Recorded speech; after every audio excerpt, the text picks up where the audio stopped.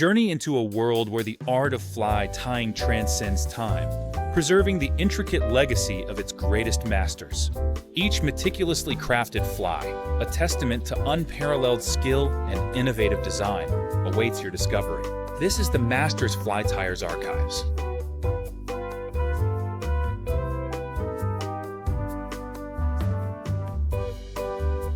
Is a caddis, an Ausable caddis fly, and it uses the same material that we use for the Ausable Wulff and the Bomber. But I want to say a few things about caddis before I show you how to tie this fly. Yeah, caddis come off. Almost every stream had caddis hatches on it, and probably there's about 1,200 listed caddis patterns or various types of colors of caddis that come off.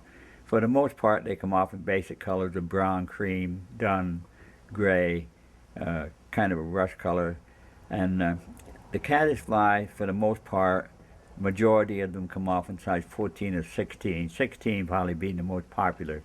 You have a caddis that comes off in the east, it comes off in the Ausable here, called a pumpkin caddis that comes off in late fall. It's a very rusty orange colored pattern fly. The wing is a rust colored brown and the body is a rusty orange. So this Ausable caddis works well as an all-around pattern to imitate just about any caddis that comes off the stream. But when I tie this fly, I'm going to tie it in a size 12. I usually tie them in a size 12, 14, or 16. But only in the fall of the year when the big pumpkin caddis are coming off do you tie them larger than that. Not that they wouldn't work, it's just that you try to imitate the size of the insect that's coming off. Again, you wind the entire shank of the hook with thread. Now the caddis has no tail. You don't need a tail on that fly. And for the Ausable caddis, I usually tie them with a little bit lighter rusty orange than I do the dark. I don't think it makes a great deal of difference, but it does make a difference in the fall when that pumpkin caddis comes off, because this is actually the color of the body of that pumpkin caddis. Tap that right on the thread.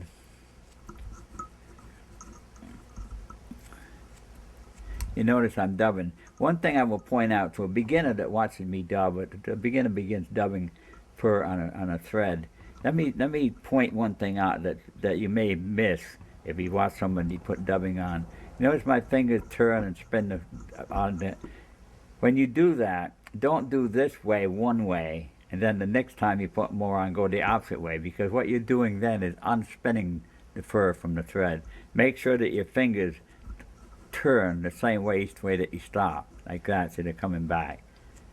Doesn't matter if you go this way, fine, but make sure that it stays in that same sequence all the time. Otherwise, you will be unwinding your fur from your thread. You don't want a smooth body on a caddis. Hair, like those little bit of guard hairs that are in there, should be sticking out because it looks hairy, and you're actually imitating what the body of a caddis is like. Now, as long as I'm doing this, I might as well give a little bit of information about caddis flies too. When you fish a caddis fly, you fish them a little differently than you do a mayfly or a spinner of a mayfly coming off the water. Caddis come off the water very fast. They go directly into the air. So trout will splash on them. They have to react quickly in order to take the fly. So they don't really get a good look at it. They see it coming out of the water and directly into the air. So they have a tendency to react quickly. And you see trout splashing on the surface usually indicates they're taking a caddis pattern, not a mayfly pattern. So you want to fish the caddis fly with a skidder in action. Hold your rod tip up and make it move a little bit. You actually imitate the action of the fly when it comes off the water.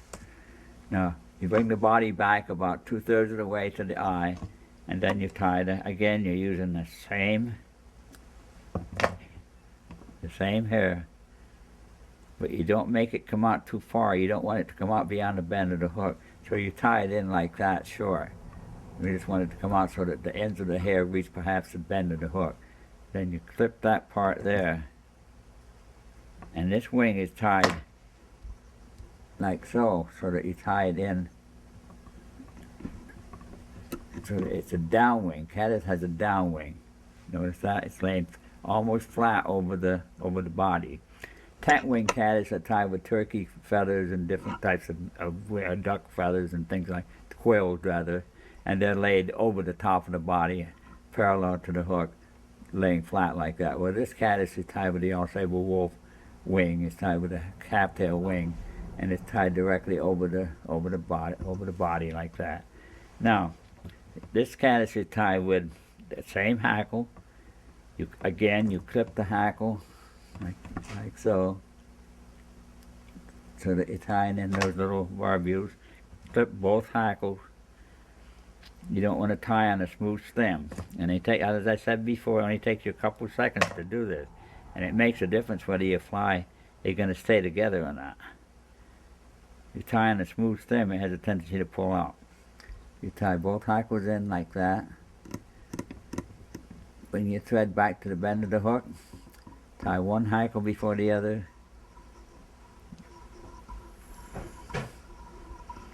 Three or four wraps. Tie one off.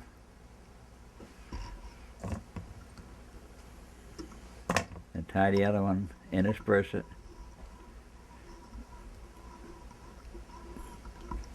Like so. Tie that one off. Make your half hitch first. Make a half hitch first, and then make your whip finish. You can use a whip finishing tool if that's what you use, or you can do it by hand. I do everything by hand. I believe that you can pull it tighter, you have better control by hand. And if you get used to doing it that way, you would never use a whip finishing tool again. Finish the fly, you put a little drop of cement on it. And the caddis, when it sets on the water, it doesn't set like a mayfly. It comes out of the water like that. That's the angle at which that fly comes out of the water. We can see this, like that, coming up. And when you scatter that fly, you imitate the action of that fly coming zoom right into the air. Very effective fly. Imitates a lot of different caddis patterns. You can tie that with any combination of colors you want, but if you got the Ausable Caddis, when caddis are coming off, and you fish the fly properly, you make it move, you will rarely ever go without catching fish.